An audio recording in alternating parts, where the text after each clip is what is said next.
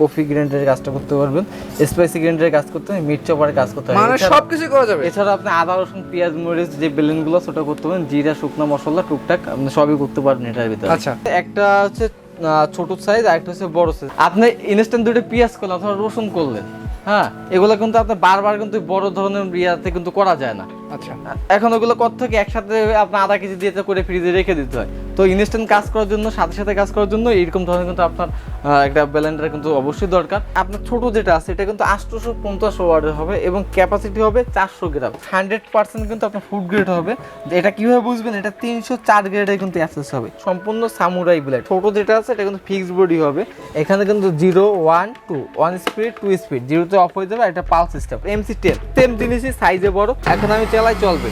এটা হচ্ছে 1 স্পিড চলতেছে, এটা হচ্ছে 2 স্পিডে চলতেছে। 3050 টাকা আর 3250 টাকা।